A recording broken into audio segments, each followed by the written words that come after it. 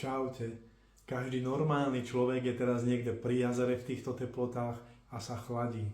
Ja som v kuchyni a idem spotrebovať tie rajčiny.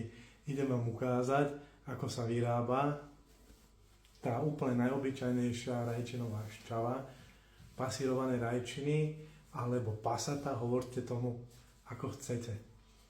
Ukážem vám, ako to robím ja. Všetky rajčiny si najprv opláchnem, potom odrežem zhruba centimeter z toho vrchu, kde bola stopka, tej tvrdej časti, a rajčinu prepolím v podložke na polovicu a potom ešte takto na polovicu.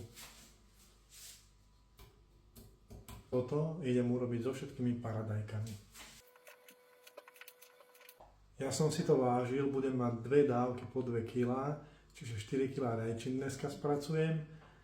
2 kg mám už v tom hrnci, 2 kg mám tuto v miske. Do tých 2 kg prilejem zhruba 2 deci vody. Pustím sporák, prikryjem a nechám ich pol hodinu variť. S občasným premiešaním.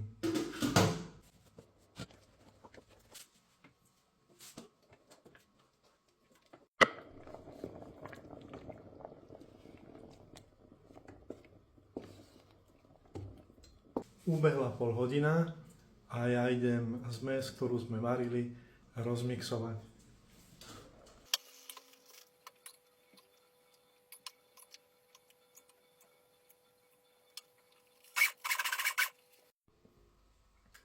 Takto rozmixované rajčiny precedíme cez sitko, prepasírujeme.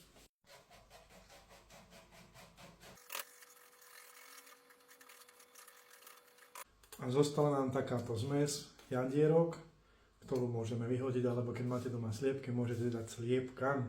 Ja to idem všetko dorobiť, ešte aj tú druhú dávku, všetko takto prepasírujem a pokračujeme ďalej. Po prepasírovaní rajčín mám zhruba 3,7 litra šťavy a asi 300 gramov tých zrniečok s tými šupkami. Do tejto zmesi idem pridať 3 lyžičky soli.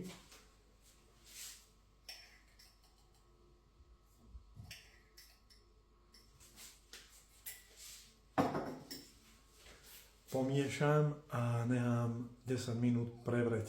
Zatiaľ si nachystám poháre a budeme to nalievať do pohárov horúce. Toto je úplne základná verzia rajčinovej šťavy. Ak by si chcel niekto ochutiť a pripraviť si už ochutené omáčky paradajkové, tak teraz je ten čas, predtým ako to prevrieť, tak môžete si tam dať bazálku, listy bazálky, alebo si tam môžete dať cesnak.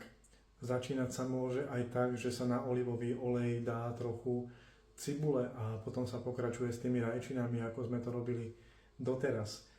Takže spôsobov je veľa, toto je úplne obyčajný, lebo ja to budem využívať do varenia a ja si to potom pri tom varení ochucujem.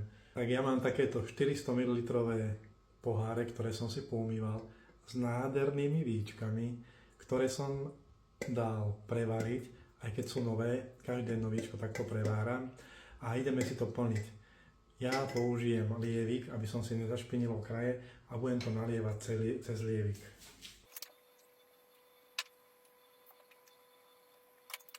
Ja tam dávam hneď víčko, ktoré pritiahnem a odložím, idem naplniť ostatné poháre.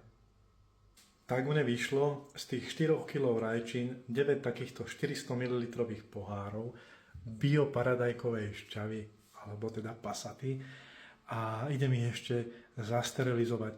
85 stupňov, 20 minút, na spodok hrnca dávam útierku, keď ich vyberám, tak ich ešte zatočím, aby si lepšie sadli, otáčam ich dole hlavou, ukladám do úteráku a nechám ich takto vychladnúť až do rána. Prajem vám pekný večer a vidíme sa pri ďalšom videu. Čau.